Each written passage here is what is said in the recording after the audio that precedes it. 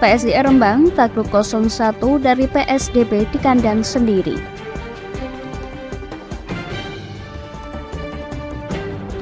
Alat mesin pertanian mangkrak, banyak petani belum tahu Al-Sintan bisa dipinjam. Minibus terguling nyaris menabrak ruko.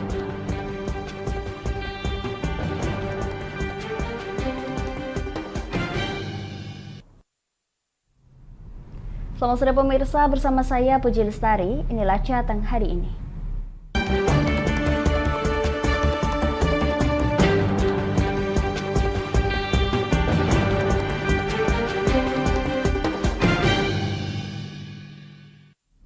Pemirsa, alat mesin pertanian Al-Sintan di Balai Penyuluhan Pertanian Pati Mangkrak. Adanya Al-Sintan yang bisa dipinjam oleh gabungan kelompok tani atau Gapoktan ini pun tak banyak diketahui oleh para petani.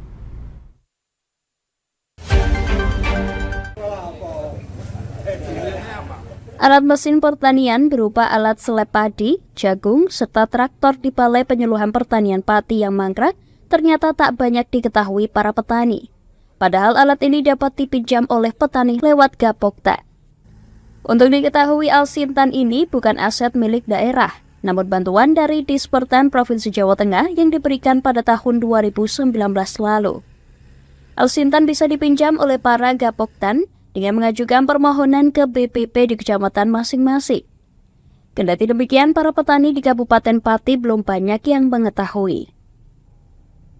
Salah satu anggota Gapoktan Desa Jambean Kidul, Kecamatan Margorejo, Kamila menuturkan belum mengetahui adanya alat mesin pertanian yang bisa dipinjam dan belum ada sosialisasi. Padahal hal tersebut dapat membantu untuk menggarap lahan pertaniannya. Sejauh ini saya malah belum dengar, baru saya kalau ada fasilitas meminjam di Dinas Pertanian. Yang saya tahu ya hanya bantuan untuk kelompok tani. Andai kata mungkin bisa pinjam, mungkin teman-teman di sini bisa pinjam gitu atau seperti apa Pak? Atau mungkin, terbantu? Ya mungkin membutuhkan bila mana memang ada yang mengasih informasi. Kan belum jadi petani sendiri, khususnya saya belum tahu kalau ada fasilitas pinjam dari dinas. Sudah ada sosialisasi mungkin Pak? Dari kami belum pernah mendengar. Kamila menambahkan di desanya yang terdapat 7 Gapoktan, baru 3 Gapoktan yang mendapatkan bantuan traktor. Sementara lainnya masih menggarap sawah dengan mandiri, termasuk pihaknya yang menyewa traktor roda 4 dengan biaya 1,5 hingga 1,8 juta rupiah. Dari Pati, Mutia Parasti, Lingkar TV, melaporkan. Pemirsa, kita bergeser ke Kendal. Tugas personil pemadam kebakaran Damkar memiliki resiko tinggi, tidak hanya risiko cedera namun juga bisa membahayakan keselamatan.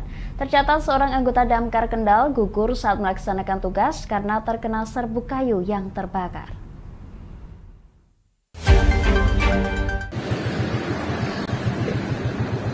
Terkait tingginya risiko yang dihadapi petugas kebakaran, Wakil Bupati Kendal Windu Suko Basuki berpesan agar personil Damkar selalu menjaga persatuan dan kesatuan dalam menjalankan tugas utamanya mengedepankan SOP dan keselamatan jiwa. Hal tersebut diperlukan untuk meminimalisir kejadian-kejadian yang tidak diinginkan, seperti gugur petugas saat melakukan pemadaman. Dirinya juga mengapresiasi kinerja petugas pemadam kebakaran selama musim kemarau ini. Tugas sebagai tenaga pemadam kebakaran itu sangat mengandung risiko, ya, sehingga minimal saya harus menyampaikan kinerja yang pertama persatuan dan kesatuan. Ya, SOP-nya harus tetap dijaga, jangan sampai terjadi seperti kemarin itu di masjid. Ada tukang yang naik karena tidak menggunakan tali, jatuh meninggal. Nah, hal-hal seperti itu jangan sampai terjadi di petugas pemadam kebakaran. Faktor keselamatan jiwa personil harus kita kedepankan. Sementara Kepala Satpolkar Kendal, Babang Joko Pitono mengatakan, tahun ini banyak terjadi kasus kebakaran. Hingga awal November tercatat ada 333 musibah kebakaran. Kasus tersebut didominasi oleh kebakaran lahan dan ilalang. Lebih lanjut, Bambang menjelaskan untuk menanggulangi kebakaran terdapat 128 personil damkar yang siap siaga dan tersebar di 6 sektor, yakni sektor Kendal, Weleri, Kalibungu, Boja, Sukorejo, dan Ringinaro. Tahun 2023 ini sampai per tanggal 7 November kemarin sudah terjadi kejadian kebakaran 333 kejadian kebakaran. Itu belum termasuk pelayanan masyarakat yang non kebakaran. Jadi tugas teman-teman pasukan damkar ini luar biasa. Ibaratnya pasukan damkar Kesatria Biru ini adalah ibaratnya superhero ya. Jadi tidak hanya tugas dalam hal penanganan musibah kebakaran, namun juga upaya penyelamatan. Jadi pelayanan masyarakat yang sifatnya non kebakaran. Dari Kendal, Wahyudi, Lingkar TV melaporkan. Pemirsa, kami akan jeda sejenak, tetap bersama kami di Jateng hari ini.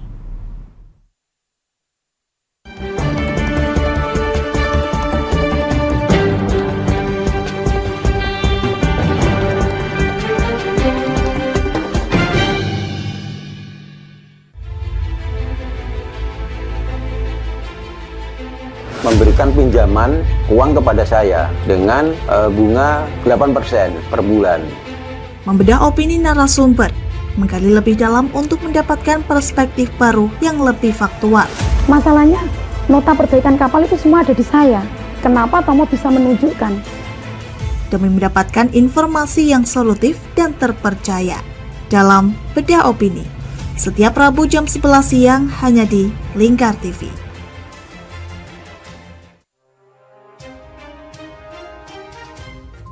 Inilah ketiga anggota komplotan pencuri spesialis pecah kaca mobil setelah melakukan penggelapan 20 sepeda motor dan 2 unit mobil dengan modus retal. Merangkum semua peristiwa sebagai berita yang penuh fakta. Bersama Puji Lestari, saksikan Jateng hari ini setiap Senin hingga Sabtu jam 4 sore hanya di Lingkar TV. Bersama saya Galus Karginanti dalam Sapa Jateng Lingkar TV. Melintas di daerah Sukolilo dikejar sama petugas bea cukai, ketangkap. Membahas dan menyuguhkan beragam potensi dari berbagai daerah di Jawa Tengah, ditemani narasumber-narasumber handal di bidangnya. Pencegahan dari awal mulai dari perilaku hidup bersih sehatnya juga harus dijaga seperti itu. Kami siap menyapa Anda dalam Sapa Jateng. Setiap Selasa jam 11 siang hanya di Lingkar TV.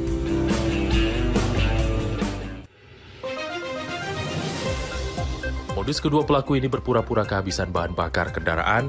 Setelah pelaku dibantu, mereka kemudian melakukan kekerasan dan mengambil paksa sepeda motor korban. Saat tiba di lapangan terbang Okbab, rombongan langsung dihadang 5 orang yang mengaku sebagai anggota KKB. Yakni melakukan bujuk rayu kepada korban yang merupakan santriwati pada momen kegiatan belajar mengajar khusus. Menyajikan informasi-informasi hangat dan terpercaya bersama Kabar Indonesia setiap Senin hingga Sabtu jam 7 pagi hanya di Lingkar TV.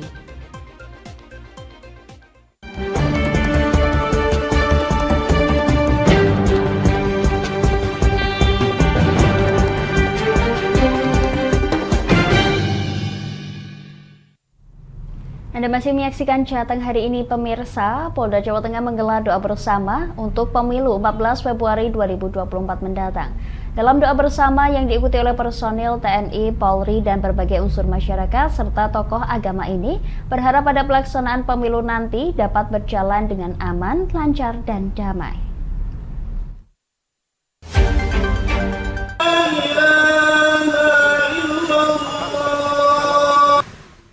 Doa bersama untuk pemilu damai digelar di halaman Mapolda Jawa Tengah pada Rabu malam.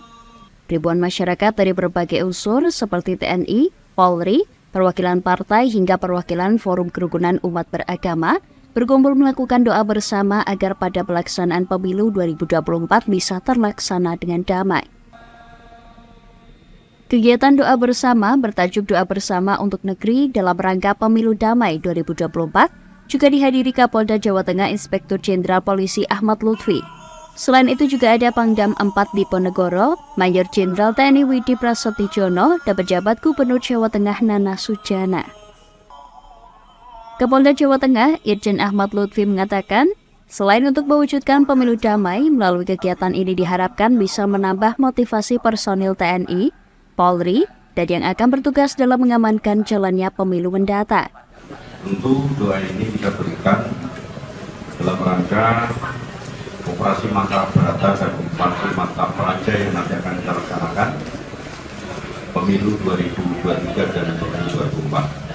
Tentu doa ini akan memberikan suatu spirit kepada Tuhan Yang Maha Kuasa, baik itu agama Islam, Hindu, Buddha, dan lain sebagainya, dengan harapan di wilayah Jawa Tengah akan tercipta situasi yang kondusif. Intinya untuk tindak pidana terorisme menjadi prioritas kita. Jadi di samping fungsi intelijen yang kita punyai, kita dengan Densus, kemudian dengan BIN dan lain sebagainya, semuanya ikut mengamati untuk sel-sel itu di wilayah kita. Saya yakin untuk Jawa Tengah sudah tahu polanya, dan itu adalah secara intelijen sudah kita lakukan bersama secara ketat.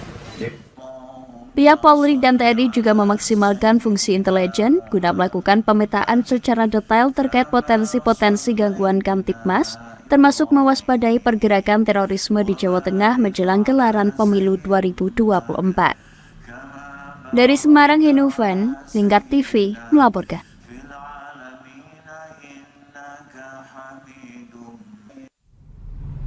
Pemirsa, puluhan bocah Taman Pendidikan di Gubuk Grobogan menggalang donasi untuk anak-anak Gaza di Palestina. Penggalangan donasi ini sebagai bentuk aksi solidaritas kepada anak-anak seusia mereka yang saat ini dilanda krisis kemanusiaan.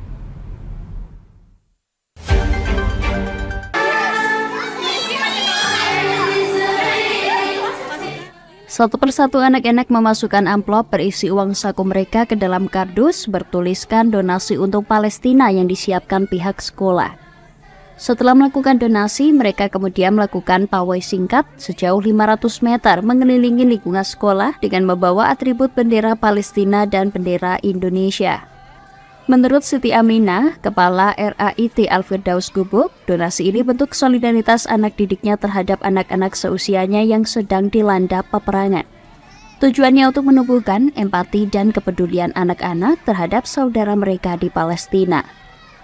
Kita mengadakan acara solidaritas terhadap Muslim Palestina yang dilaksanakan selama 3 hari. Jadi mulai dari kemarin, hari Kamis, kita nobar melihat film tentang perjuangan Muslim di Palestina.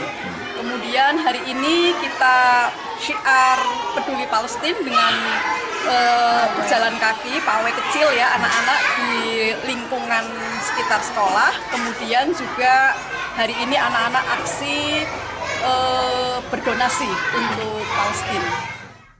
Sejumlah murid mengaku senang bisa mendonasikan uang saku mereka untuk anak-anak Muslim di Palestina. Uang saku tadi. Dikasihkan untuk siapa, Dek? Untuk saudara Palestina. Memangnya di sana lagi apa? Lagi apa di sana? Lagi dihantu. Uangnya untuk apa nanti? Membantu gitu ya, buat membantu anak-anak di sana gitu ya. Uang dikasihkan ke kota amal ya, Dek ya. Untuk apa Dek itu? Gitu. Seneng nggak Dek ngasih sumbangan, ngasih donatur ke Palestina? Donasi tersebut akan berlangsung hingga Sabtu besok. Setelah berkumpul, donasi akan disalurkan melalui dompet peduli pendidikan umat Jaringan Sekolah Islam Terpadu Lasis Jawa Tengah. Dari Grobogan, Eko Agung Suryanto, Lingkar TV melaporkan.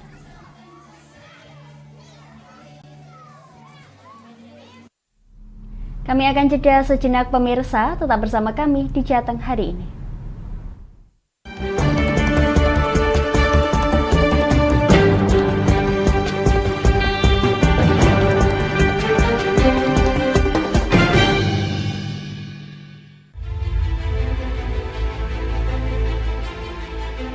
memberikan pinjaman uang kepada saya dengan bunga 8% per bulan. Membedah opini narasumber, menggali lebih dalam untuk mendapatkan perspektif baru yang lebih faktual. Masalahnya, nota perbaikan kapal itu semua ada di saya. Kenapa Tomo bisa menunjukkan? Demi mendapatkan informasi yang solutif dan terpercaya dalam Bedah Opini, setiap Rabu jam 11 siang hanya di Lingkar TV.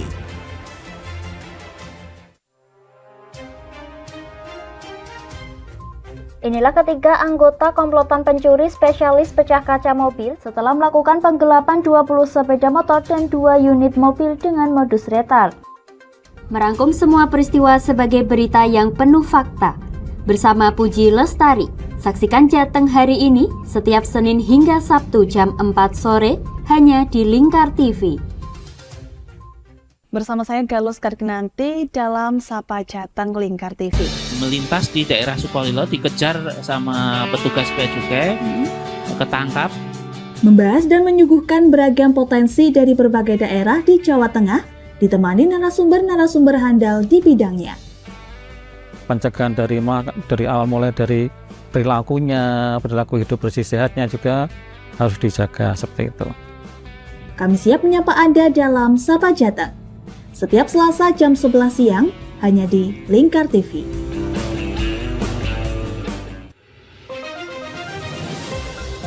Modus kedua pelaku ini berpura-pura kehabisan bahan bakar kendaraan. Setelah pelaku dibantu, mereka kemudian melakukan kekerasan dan mengambil paksa sepeda motor korban. Saat tiba di lapangan terbang Okbab, rombongan langsung dihadang 5 orang yang mengaku sebagai anggota KKB. Yakni melakukan bujuk rayu kepada korban yang merupakan santriwati pada momen kegiatan belajar mengajar khusus. Menyajikan informasi-informasi hangat dan terpercaya bersama Kabar Indonesia setiap Senin hingga Sabtu jam 7 pagi hanya di Lingkar TV.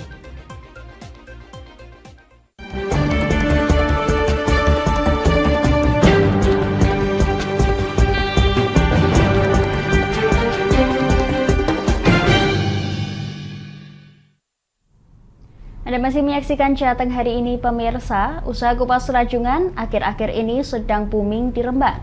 Bahkan banyak para pelaku usaha di daerah tersebut yang mulai berpindah menekuni jenis usaha ini.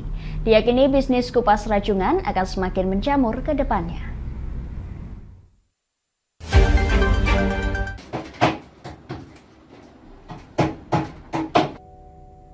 Salah satu pengusaha kupas rajungan yakni Sidokara, asal desa Dresietan yang memulai usaha tersebut semenjak awal adanya COVID-19.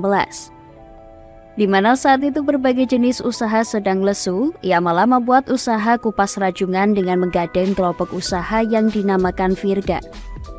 Setelah semakin berkembang, dirinya kemudian mendapatkan bantuan uang tunai serta peralatan pengembangan usaha. Usaha yang dirintis bersama 3 orang tersebut saat ini sudah memberdayakan masyarakat sekitar dengan jumlah 12 orang. Di mana dalam satu hari usaha kupas rajungan mampu menghasilkan 30 kg daging kupas. Semenjak ada corona, 4 tahunan. Ini berarti terhitung berkah corona, Bu, ya? Iya. Awal mula kok bisa mencetus usaha pajak rajungan ini gimana, Bu? Kupas rajungan ini. Awalnya ya suami saya itu nganggur di rumah, kan kuli bangunan.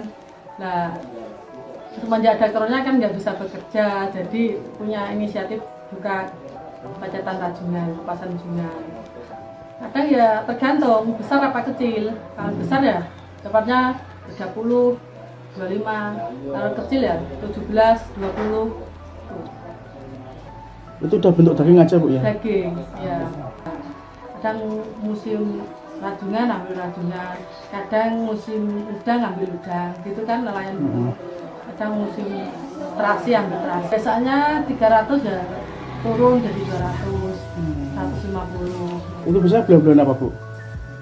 Ya bulan-bulan habis lebaran, biasanya itu habis lebaran. Sementara dari keterangan Kabid Bina Usaha dan Daya Saing Nurida Andante Islami, pihaknya saat sedang mengawal dan memeriksa hibah uang dan barang salah satu usaha kupas rajungan di Dresiwitan, di mana kupas rajungan memiliki potensi yang sangat besar untuk berkembang. Bahkan dari beberapa pengusaha sudah beralih ke usaha kupas rajungan. Fibra, ini Polasa Fibra itu salah satu kelompok yang usahanya adalah kupas rajungan.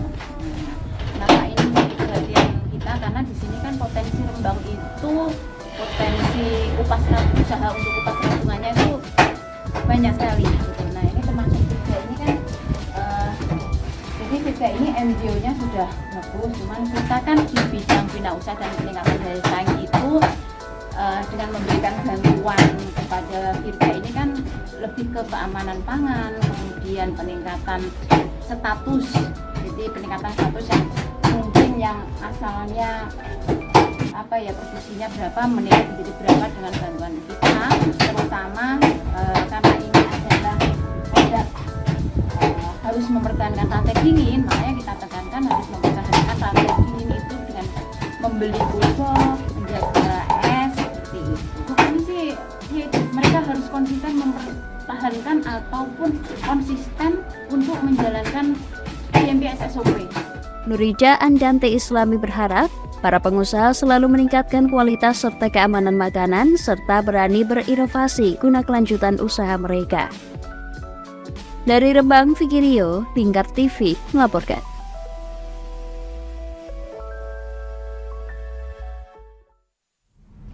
Pemirsa, diduga akibat mengantuk dan hilang konsentrasi, sebuah mobil minibus yang melaju dari arah barat terguling dan nyaris menabrak ruko di Pasar Sidorejo, Brangsong, Kendal, Jawa Tengah, Kamis sore. Sebelum terguling, minibus oleng ke kiri dan menabrak batu besar di pinggir jalan. Batu kemudian terpental menimpa angkutan yang sedang parkir di pinggir jalan.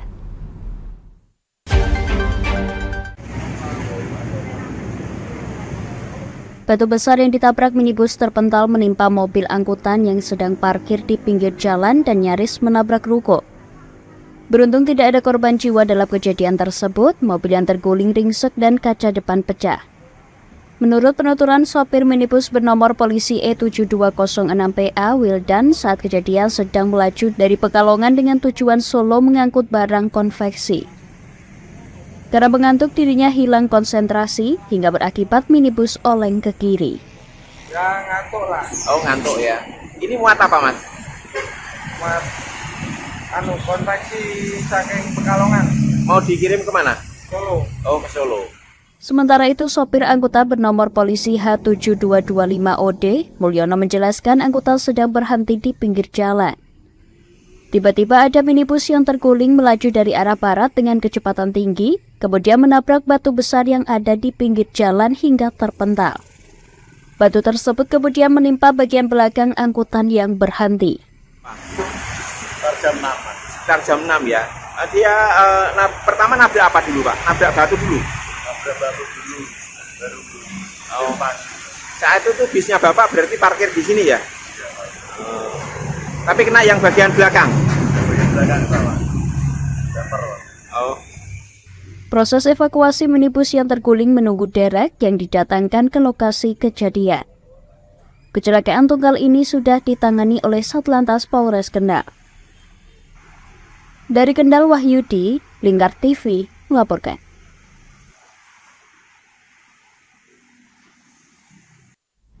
Pemirsa, Laskar Dapo Awang PSI Rembang harus mengakui keunggulan tamunya PSDB Demak di hadapan ribuan pendukungnya. Meski jual beli serangan terus terjadi sepanjang pertandingan, namun keberuntungan kali ini berpihak kepada tim PSDB Demak. Hingga peluit panjang dibunyikan, skor tak berubah untuk kemenangan PSDB Demak.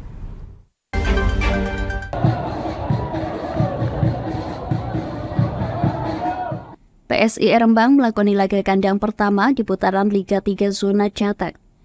Permainan agresif diperlihatkan tuan rumah hingga jual beli serangan pun terus terjadi.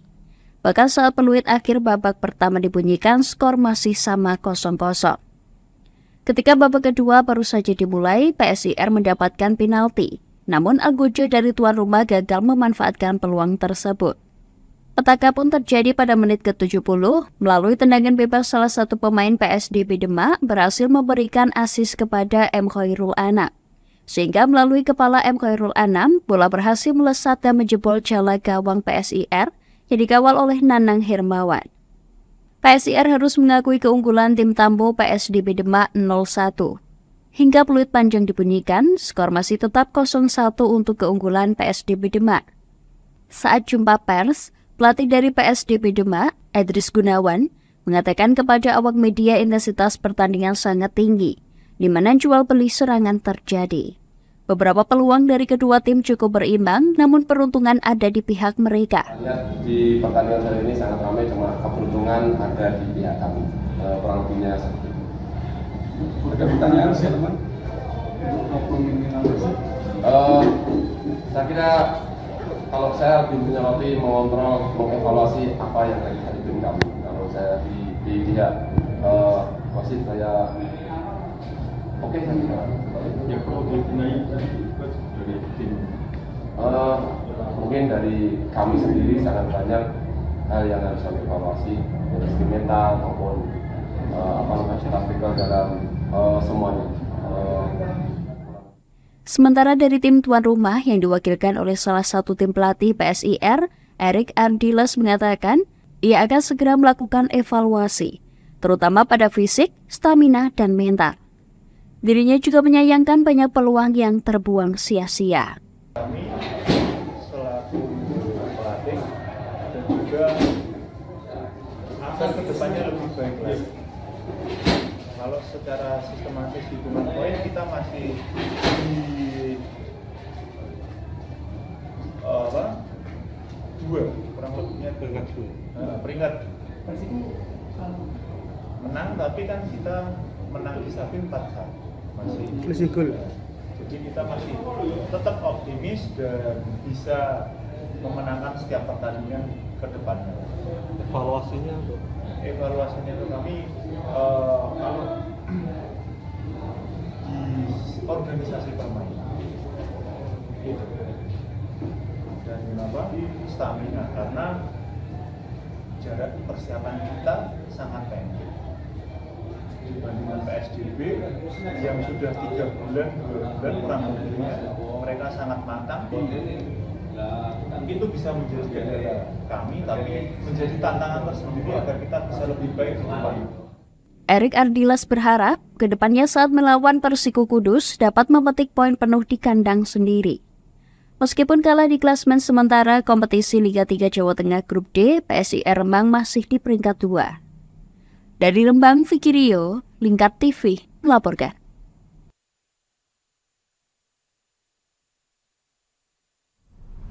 Pemirsa, bagi Anda yang ketinggalan update berita Jateng hari ini, kami telah merangkumnya dalam Flash News CHI berikut ini.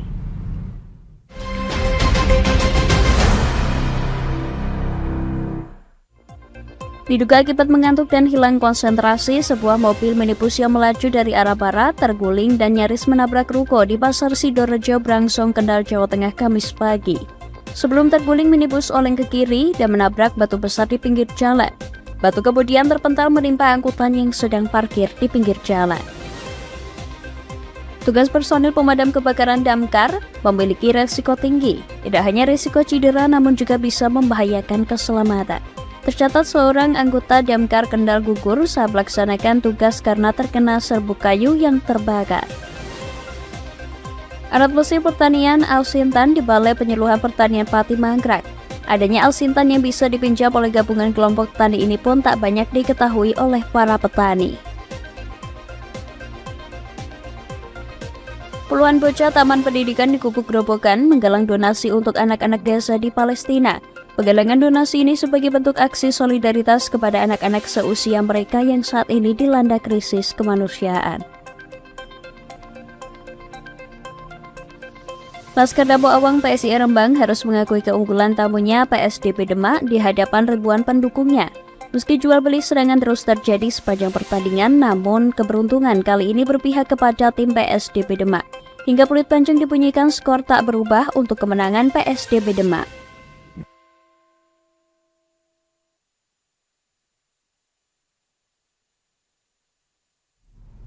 Demikian Jateng hari ini pemirsa, saya Puji Lestari dan kerabat kerja yang bertugas pamit dari hadapan Anda. Selamat sore dan sampai jumpa.